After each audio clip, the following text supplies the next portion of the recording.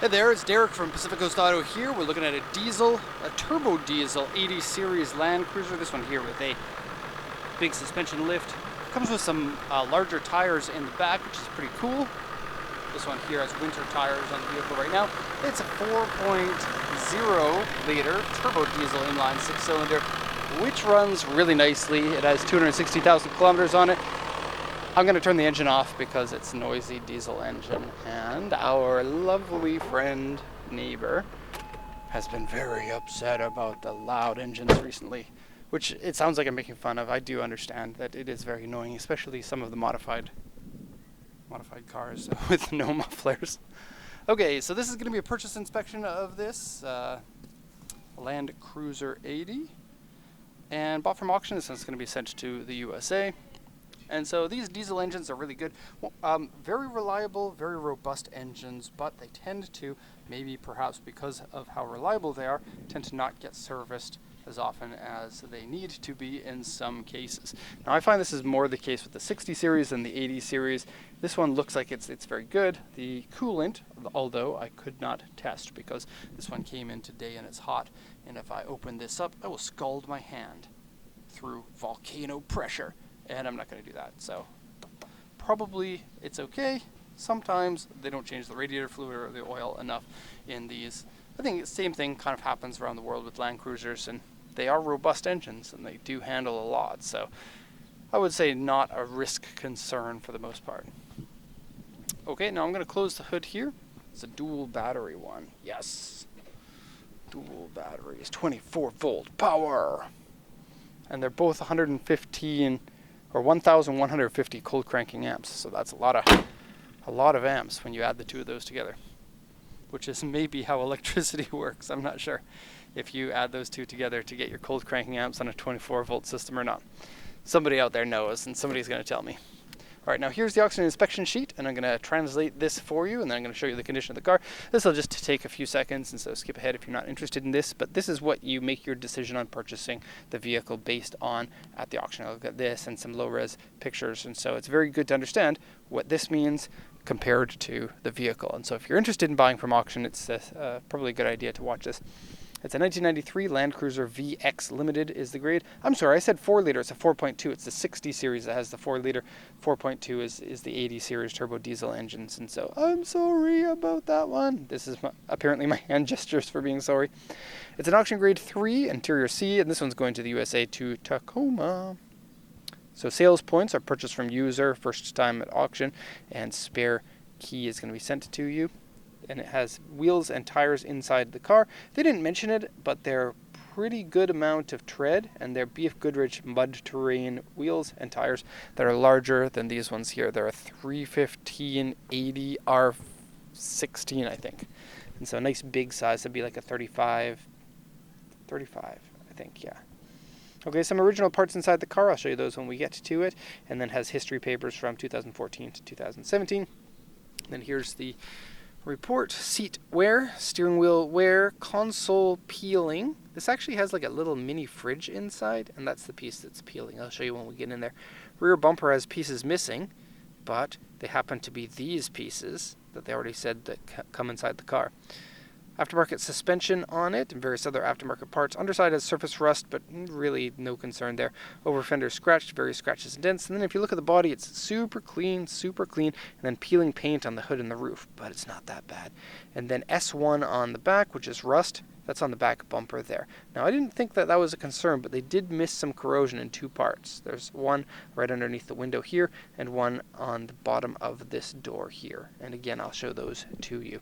Now, it's not common to have that kind of corrosion missed on the auction inspection sheet, and it is a disappointment, but it's kind of part of what can happen, despite the fact that it is pretty rare for something like that to happen. Now, the older the car, the more likely it is to have some mist corrosion. I would say maybe 1 in 50 cars that we buy have that level of a mist thing on the auction inspection sheet. And to be 100% honest, usually the auction on a 25-year-old car, they're going to say, no, you can't claim that because the vehicle is so old that certain things are going to be missed. And so when you buy newer vehicles than this, for a lot of countries, they can import newer vehicles. This one here is for the USA. You can only import 25-year-old cars there. But I guess most of the exports from Japan are of newer vehicles that go to other countries, and that's less of a concern to those countries. So the vehicle looks great with these nice large suspension lift. Those are bigger than stock wheels on it, even though they're smaller than the ones in the back. Has aftermarket headlights and markers and other markers. I guess there's two different types of markers. There's those ones and those ones. Has the original grille and the original front bumper that has intakes on it. Very cool. I think those are the original over fenders. And then, like every good Land Cruiser, it is solid axles. But the 100 series, they moved away from solid axles, or they sort of did, and they sort of didn't. They split it between two different versions, a solid axle version and an independent front suspension version that the USA got. Now, I believe that there was maybe some water in the frame or something that came down and dropped there, because I don't think that that's actually coming from the car anywhere. And it was only right after I parked it, it went bloop, and then didn't drip after that. Now, solid axle gives you a lot more dependability when you're going off-roading, because your drive shaft is secure inside that casing. You're not going to snap a drive shaft by hitting a rock or a stump or something. And typically, solid front axles are also good because they're easier for you to lift compared to the independent front, because you get more ability to, because of the geometry of the drive shafts. You can see it's straight across instead of angled up at an angle. I just saw that drip. I wonder what that is. I looked at it earlier and it didn't drip. Touch it, and it's water. I believe it is water from the frame still. Anyways, let's have a look at other things. Fender mirror here. It's nice and cool. Helpful in a vehicle this big, especially in Japan. Has a side skirt. Side skirt? No, side step to get in. I guess it helps a little bit. Inside here comes with a bunch of dirty parts. So there's the mud flaps on the back, and then these corner pieces. Now, I don't know why they took them off. Possible that the big wheels were having some rubbing problems, but I'm not really sure. Sometimes people will take those off so that you can get a better departure angle here, or they'll take the front bumper off for the same reason, better approach angle. I'm not sure if that was the case here. And then you can see they go from here and they wrap around and they meet up with the fender section there. Now, winter tires have a lot of good tread on them, as you can see, but the ones in the back are just so much cooler. So open this up, and ooh, knobbly tires. And the mud terrains are, I guess, universally known as a very high-grade, good off-road tire that has good on-road performance. It's probably the worst on-road performance of all of the BF Goodrich tires, but for people who want off-road tires, that doesn't matter so much, because the cool looks and the ability to go off-road is more desirable. Now, like all of the Land Cruisers, it has, or all the comfort Land Cruisers, I guess, 60, 80, 100, 200, it has the double opening back section there with the cool shag carpeting on the back. And yeah, those are big tires. And they barely fit in there. And it's hard to close now. I can't do it. It needs two hands, one to push the tire in and one to close it. So I'll just kind of half close this, and then I'll come back to that after. Now here's the corrosion that I was talking about. It's hiding underneath there. You can pull this up to get a better look. It's right next to the window, which is an inconvenient location. Aftermarket lights are cracked there. That's another thing that should have been caught by the auction, but an aftermarket taillight is a very small problem compared to some of the other problems. And then some rust here. Now, just a tiny bit of bubbling there.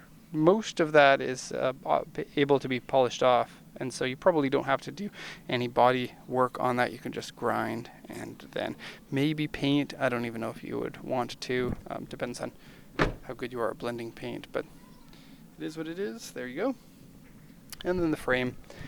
You can have a quick look at this. So no issues with it. For part of the lift, you can see there's an aluminum spacer there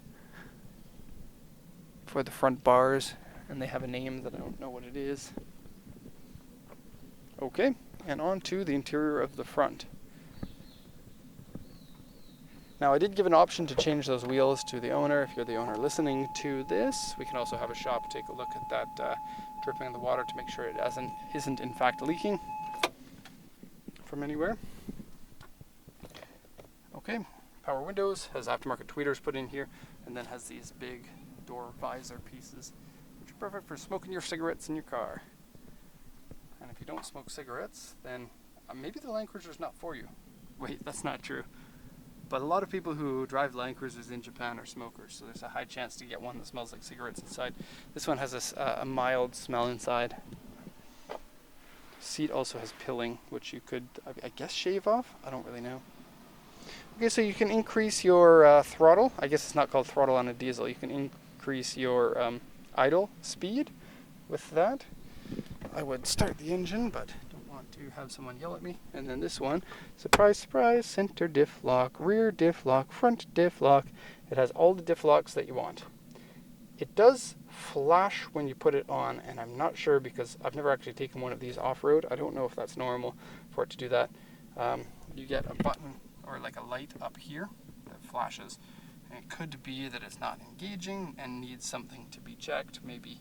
But I'm not even sure. It could be that that's just how it is until you start rolling and it locks into place. I'm not really sure.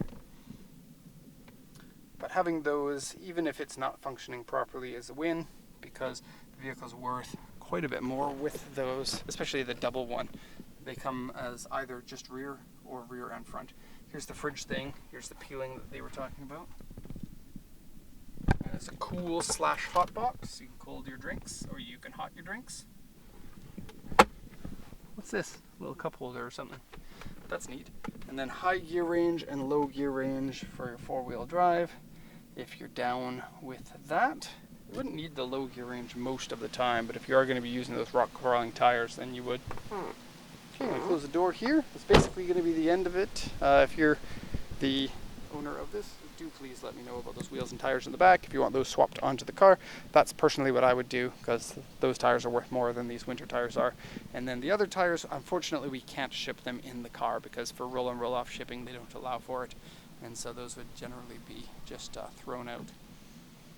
Okay, so there you have it. If you have any questions, let me know. Otherwise, thank you so much for watching, and have a nice day.